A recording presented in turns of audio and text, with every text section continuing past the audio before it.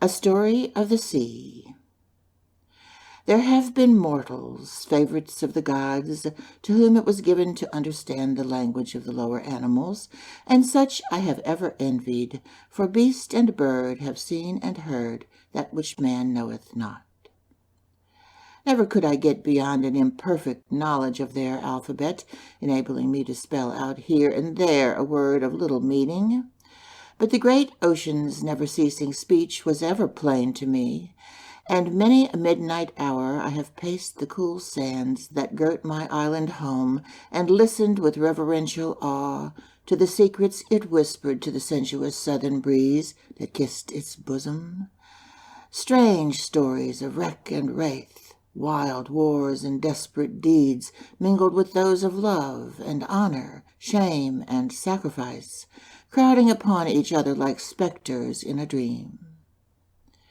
One night, when the new moon hung like a silver crescent pendant from Venus' flaming orb, in a summer sky thick inlaid with patines of pure gold, I heard the lazy waves breaking like slumberous thunder upon the long, low beach, and said, "The sea is calling me," and I went. Far out upon the long pier, where the waves could dash their spray like a shower of cool pearls in my face, I lingered long and listened to a story, sad and strange as a sweet-voiced woman telling in a foreign tongue, and punctuating with tears and sighs a tale of true love turned awry. Upon the beach they walked, in days that seemed to man long, long ago. How brief and strange the little lives of men, and so beset with customs framed to cramp the heart and curse the soul before its time. To me, here since time began to build that bridge of sighs and tears that link the two eternities, it seems but yesternight that hand in hand they wandered here, so wrapped in happiness, born of equal love, that they heeded not my glories spread forth to tempt their praise. I curled my snowy spray about their feet, flashed back the silver beams of harvest moon in one long shimmering sheet of mellow light, rolled waves of brilliant phosphorescence that seemed like silver billows, diamond-studded, breaking on a beach of gold, and sang the sweetest odes of the poets of 10,000 years. But they heard nor saw aught but the beating of their hearts in holy rhythm, and the love-light flaming like fires celestial in each other's eyes. Anon, bare-armed, bare-limbed, shamed yet happy, they sought the wave, and I cradled them on my bosom, and heard them whisper of laws defied, and cruel customs set at naught, and the higher law of love. But fearful she spoke and sighed, yet clung the closer to him, as though the earth and sea contained but one perfect model of a man, and that were he. Hour by hour they hovered near me, and 1,000 times she swore to him that their lives were so entwined that separation were death to her, and kissed his lips, his eyes, his hands, and wished she were his wife, that they might blazon to the great round world the love they fain would hide from heaven. One little year went by, and they came again, not walking hand in hand. He spoke to her, and she answered with bitter scorn. He touched with trembling lips upon the old days when love was lord of their two lives, but she mocked at love and him, and bade him leave her. Then he that was wont to rule first learned to sue, and vainly, for her heart was cold as the ashes of long-forgotten kings, cruel as wintry winds blown across icy northern seas. "It is a guilty love," she said, and he looked at her as if doubting that he heard, then turned and went like one that dreamed, for thought of wrong to her had dwelt not with him. He had but worshipped her as devout Sabaean might the sun and host of heaven. Again he came, but he was all alone, Long and lonely he paced the dreary beach beneath the wintry sky, until the cold mists seemed changed to mellow light, the stormy sky to one of summer, gemmed by myriad stars and queened by harvest moon. The cool wind sweeping o'er the barren waste to music and the merry laughter of men and maids, and she was by his side, her love-lit eyes making the blood dance through every vein. He put forth his hand to her, but the sky changed from gold to lead. The driftweed blew about his feet. The cold mist settled down upon him and crept with icy fingers into his heart.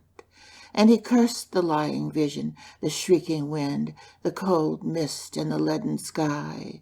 Cursed the day that he first saw her, and said to waves that tumbled at his feet, I must be mad. The curse of my race hath fallen upon me. Else why do I see that which is not, hear voices that are far away? Why do I cherish the image of a fickle woman who, swept along by a gust of passion or sickly sentiment, thought for a day she loved me, but did not, nor ever loved aught in life but her own selfish self?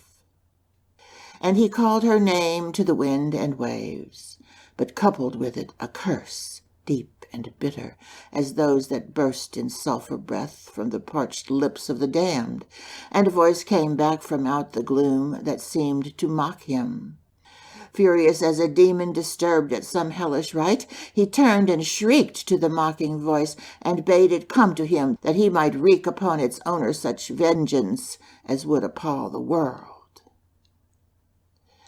The far lights shone like pale ghosts of lights through the driving mist, and in them loomed two weird forms that seemed 100 cubits high.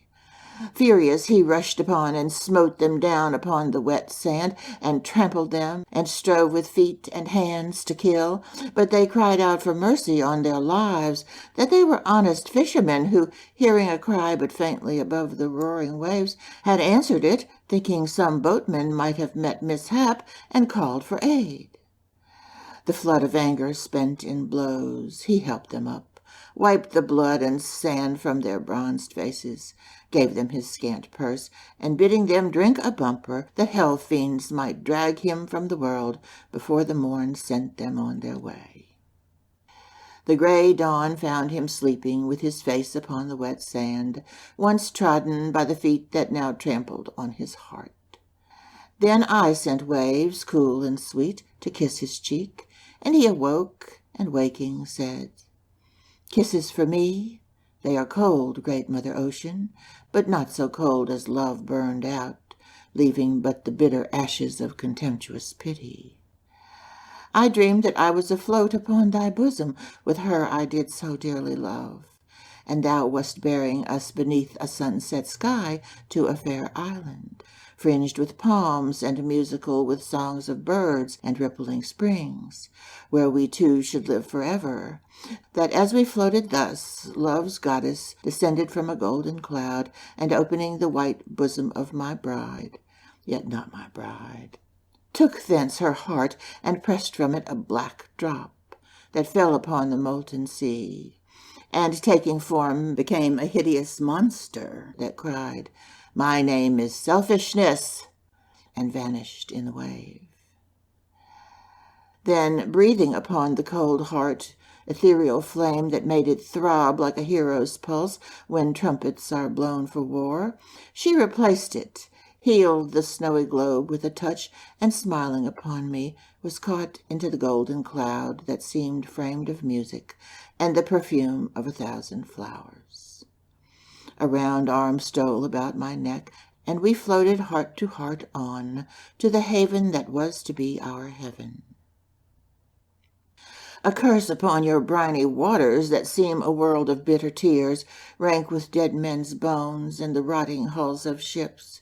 They have called me back to thy dreary, ever-moaning verge, to mock myself for loving one who scorns, for wasting my hot heart on a block of frozen stone, hoping by foolish prayers and unmanly tears to move the gods to breathe into it the breath of human life, to prevail even as did that old Greek who became enamored of a statue, less divinely formed, but with the self-same heart.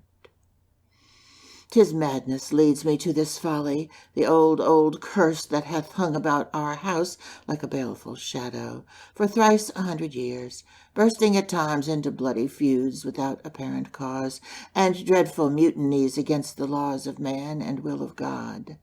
'Tis vain to further fight with fate. 'Twill drag me down, even as it did my great-grandsire, who climbed fame's dizzy heights and stood poised in mid-heaven, the mastermind of Britain's mighty world.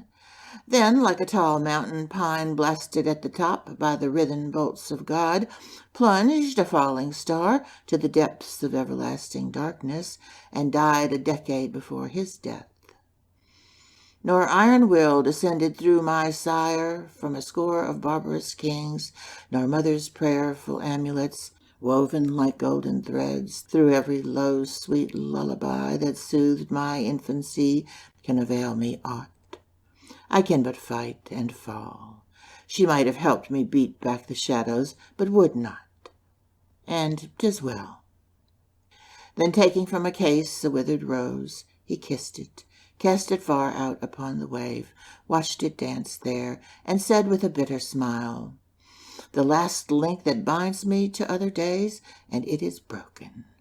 The wage of sin is death, and I am dead these long months past, and fathoms deep in hell yet walk the earth, because nor land nor sea will yield a resting place among its honored dead to one so ignobly slain."